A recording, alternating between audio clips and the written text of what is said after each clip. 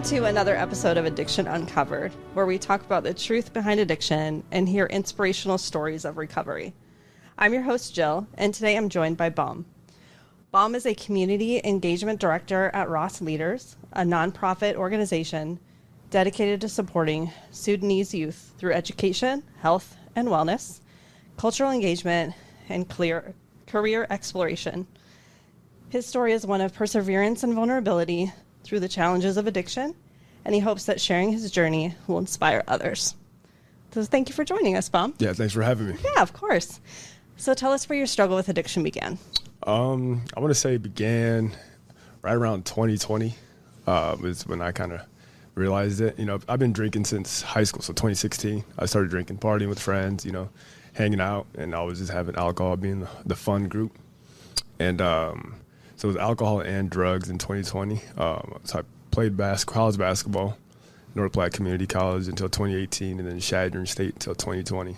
Oh, wow. And so when I came home during COVID, you know, just hanging out with all the friends, drinking, and I felt like I had missed out when I was at school, you know. And so that's when the heavy drinking began and the drug usage, which I thought was fun at the time, you know. And so that went on and off for until about 9 months ago. Wow. So fairly recent. Fairly recent. 9 months is a significant amount of time, don't get me wrong, but it is recent that you've decided to join this side. Yeah. And I didn't realize it was really a problem up until about the beginning of last year with dealing with depression, anxiety, and suicidal thoughts. And so, you know, from like 2020 to about January of 25, it's kind of like a fog, you know, just constant. It wasn't really heavy drinking, but it was drinking daily, you know, a couple beers here and there. And then on the weekend, it'd be heavy drinking and drug usage. But beginning of last year, suicidal thoughts, just foggy, bedrotten, not using my degrees, anything. So I was a caseworker at the Stevens Center. Oh, wow. Yeah. Okay, so working a lot with that population, Yeah, too. So I was working with that population, and I didn't really know what addiction was. You know, I didn't working with that population. Me personally, I thought, oh, you know, I can't be addicted. You know, I have a home, I have a car, I have a job. You know, I can't be addicted, and didn't realize that until about 25, and so. Well, and you're seeing kind of some of the extreme examples, right? So people that do go through that type of program have really been in some really difficult places and have really been struggling with addiction, and maybe have had more of that, what we consider to be more of a rock bottom, right?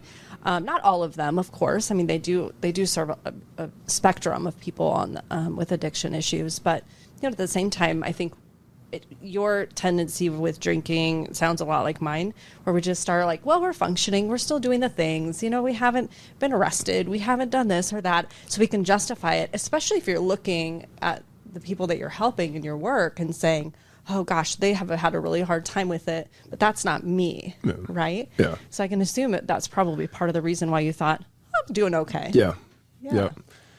And, you know, it was tough. So I stopped caseworking, didn't work for 3 months. So from January to about March, you know, I lost everything. Lost my car, relationships, didn't have no relationship with my friends or family, just kind of bedridden, isolating. And then in March, I attempted to take my life in March. And so I remember the day I gave my life to Christ was March 21st. And then about 3 months later, I went sober. Wow. Yeah. And so I joined Celebration Church, and it's been lovely. Went sober in June, and then, you know, going sober in the summer, everybody's like, man, what are you doing? Why aren't you partying? And nobody knew my mental battles. And this is my first time sharing my testimony. So nobody knew what I was going through at all. You know, I was always the fun friend, you know, always had the money, the drugs, or drinking, and the place. I provided the place, you know, for the hangouts to happen. And so decided to isolate right when I went sober. Didn't really know what was next. So I got rid of my phone, got rid of my TV, got rid of my place that had a flip phone. Just trying to figure myself out, and just started walking a lot. And so I'd go on 5-6 hour walks every night. And I started that just so like I would walk that long, so that by the time I got home, I'd be too tired to even want to drink or do anything, and didn't really know the long-term effects of how positively it would help me. And so from June, I want to say fast forward to October, I got baptized, and so I became a member of the church. And then right around October, I met Jake, actually, with Different Approach Living. We kind of went to his house and learned more about his transitional living and sober living. And I was working at Walmart overnight at the time, and nobody really knew that. You know, I was like, I have 2 degrees. What am I doing working at Walmart? And I was kind of just lost. So I met Jacob, and he asked me to come help, train the kids. And at that time, I was talking to nobody, like just not hanging out with anybody. Had a flip phone. Nobody had my number. So we started training the kids together, and the conversation kind of just went like, hey, man, have you thought about a Bible group or a men's group? I was like, look at God, because I was praying for godly men in my life and different men that, won't trigger my addiction and break my sobriety. And so the men's group started in, and then he ended up offering me a job to become the community engagement director. And it's just been a blessing since then. So, wow, what a story. Yeah. Yeah. So just meeting the right people at the right time. At the right time. Why was it important for you to unplug, to remove all of those things, and to really look inward? Yeah. We need a mirror moment at the times. A lot of people are scared to self-reflect. And when you're scared to self-reflect, you kind of reflect on other people. And I was catching myself being irritable, not being me. And there was other people realizing that, and like, you're not yourself. And so I kind of had a mirror moment and kind of had to take a step back and realize.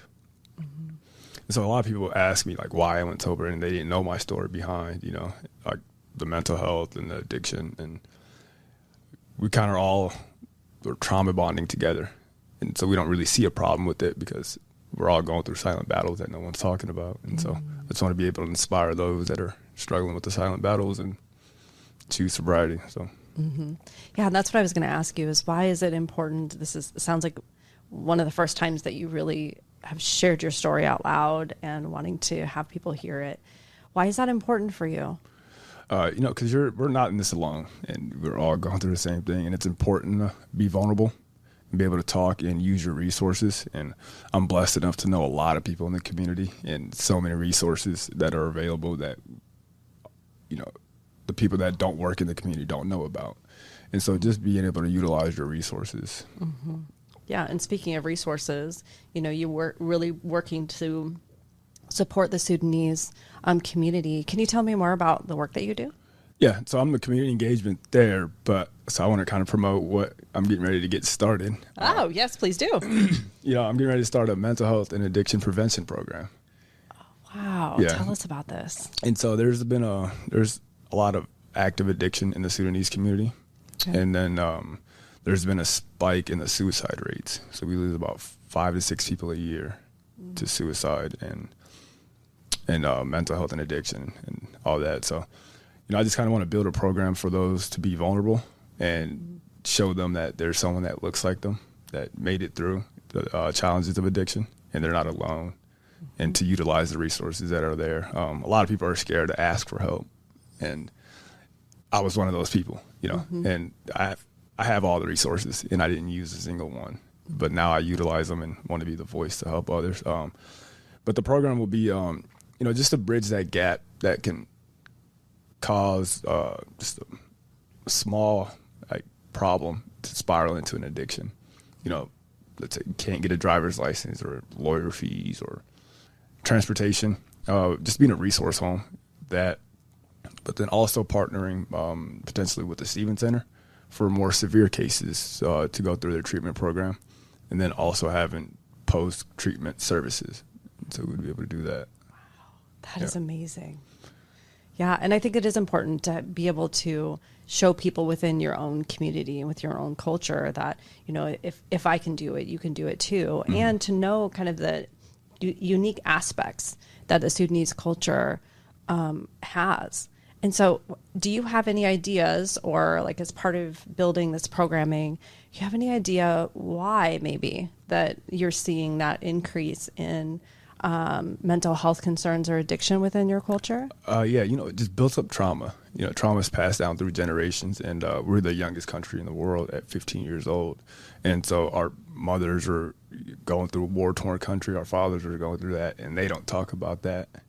Like, I don't know anything about my parents' past, and they just don't talk about it. And as you learn more about the brain and trauma, it can be passed down when you're like born, like the cortisol and all that stuff. So, and I just want to be able to inform the community on why they're feeling that way. And, their addiction just didn't happen out of nowhere. It's through the trauma, and there's resources to help that. And I am living proof of that. So. Oh, that's so amazing. Well, and you brought up a good point too, that, on the outside, it probably looked like you were doing really well, within school and working and even working in a recovery center where you're helping people. And so you probably are one of the last people that someone would look at and say, gosh, he probably has suicidal thoughts. He probably has mental health concerns. He probably drinks every day. You just wouldn't, because we have this idea of what that looks like, right? Yeah. And so it's important for you to be able to say, everybody's got a story, and you never know what's going on behind closed doors and what's really going on in someone's heart or in someone's mind. Yeah. Yeah. Gosh, wow, that's really amazing. So what kind of other resources do you plan to put together for your work, your new company? Other resources, other treatment center programs, like with Medicaid, we were going to maybe potential partner with Heartland Work Solutions, resume building, career exploration. So kind of just taking what we do at Ross with the youth and transitioning that over, and how we can help the adults with that. Awesome. Well, it sounds like you have a lot of community partners, the people that you know already. Yeah. And I'm sure you and I could probably talk a little bit just with the different organizations that I work with too. Okay. So, but I think that's really important for us to look at those cultural aspects too, because that can look really different. Yeah. So, very good. So what are you doing now to stay sober for yourself? You're looking at, how am I going to share this with other people and kind of get them. So I started a run club. I have a run club called New Me Run Club. Oh, very cool. New Me Run Club. Yeah. Okay. And so it started as just, two of us. Another sober friend of mine, his name is also Buom. And we would just meet on Saturday mornings and just walk.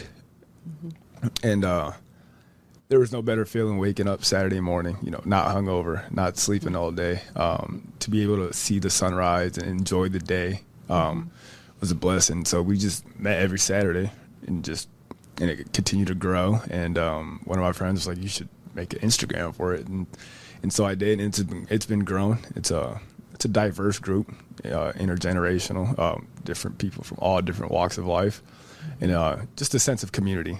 To know that we're there for each other. Even if we don't talk about the more severe stuff of what's going on, it just feels good to have someone to talk to, no matter what you're talking about. And so just that sense of community and belonging, how you want to make sure people don't feel alone. Yeah, feeling seen is one of the biggest things that people don't talk about. So. Yeah. Oh, that's really cool. Yeah. So you're 9 months sober. Yep, 9 months yesterday. Oh, well, happy sober anniversary. Thank you.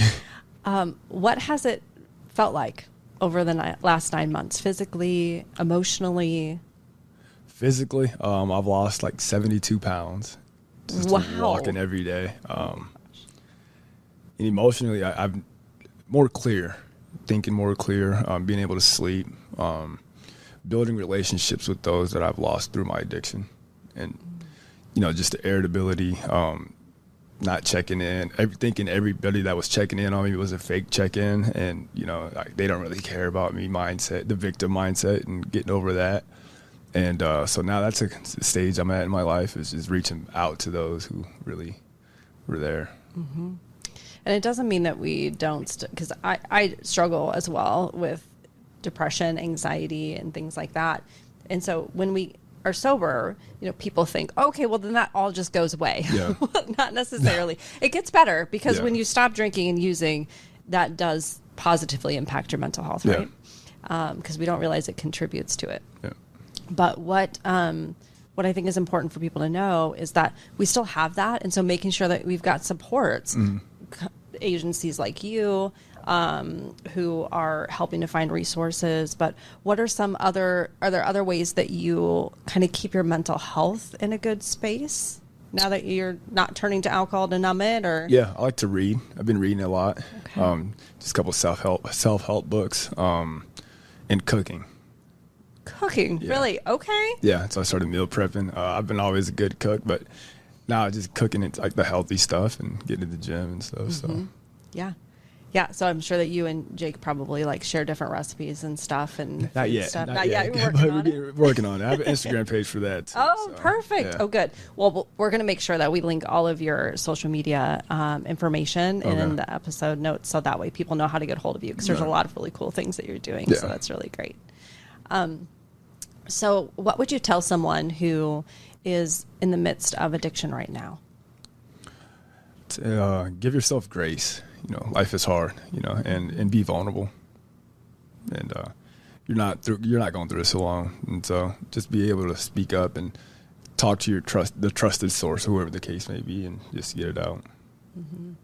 Do you think that it's helpful for people to kind of shut themselves off in a way, kind of what you did, of just kind of stopping and reflecting? And I don't mean shut yourself off like in an isolating way, or that wasn't, it was obviously very important for you to hit that reset button. Yeah. But do you think that that's something that other people would benefit from, just to shut things down a little bit? Yes and no. Okay. I kind of did it severely. And, I stopped all the junk food, the drugs, the alcohol, all at once. And it's helped me. It's like a quick turnaround, as you can see within the 9 months. But don't burn yourself out, and give yourself grace on that reason. So, stop one thing at a time, and eventually you'll stop it all. Mm-hmm. Yeah. What is the best thing about sobriety for you? See my parents smile. Yeah. Just like knowing, my dad was an alcoholic and he stopped drinking, I want to say in 2008. And so seeing him, see me happy, not hungover, not overweight, seeing him smile and him knowing that I will never drink again. So seeing them proud of you. Yeah. Oh, that's amazing. Yeah. Very good. Well, is there any other things that you would want to make sure that people know about your story, or that you want to share to help inspire people to consider changing their lives in this way? Yeah. Just come talk to me. I just want people to know that I'm a listening ear. Not judgmental at all. It may seem like it, and I'm not better than you by any means. And we're all going through the same thing. So just be able to, I'll be there for you. There's people that are there for me as much as I'm there for them, and they don't even realize it. And so just that sense of community. Mm-hmm. What if people are a little scared to reach out for help?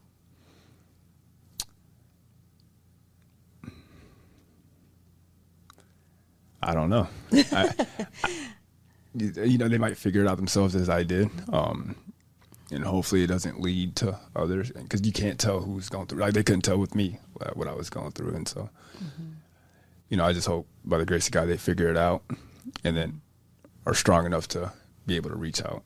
Mm-hmm. Yeah. Well, and I think that's really part of your message and sharing your story is that you're open to hearing them. Yeah. And that you're willing to sit with them and have a conversation. And even if that doesn't mean that conversation is going to completely change their life and they're going to turn to this life of sobriety that we get to enjoy. Yeah. But it could plant a seed, right? Yeah. It could help them to see that there's an opportunity to do something differently. And there are people that, us sober people are like, we're not perfect, but we're pretty happy, like, for the most part. Like, Yeah. we're able to see things a little bit differently, and it feels really good. And I think once we experience that, we want to tell people about it. Yeah. Like, there's this really cool thing, and it's called sobriety, and we feel really awesome. So you should come and do that with us, because it's great, Yeah. right? Yeah. And so hoping that with sharing your message that you're telling people, like, I'm here and I'll listen to you. Yeah. And I know where you're coming from. Yeah. Right. Because you've kind of seen, maybe more of the just maybe drinking a little bit more than people want to. And then you've also seen with the people that you were working with, Stephen Center, things that are maybe a little bit harder situations. Yeah. Yeah. So very good. Seen both sides of it and seen what it can do. And I've seen the other side of it as well on the outcomes of sobriety. And it's been a blessing these 9 months. Yeah. Very good. Well, thank you so much for sharing your story and getting your message out there so people can hear it and relate to it and be inspired, especially the people in the Sudanese community that can see, hey, this is somebody that has had some of the same experience as me and comes from the same background as me. And if you can do it, I can do it too. Yeah. So it's Thanks really for having amazing. me. Yes, thank you so much.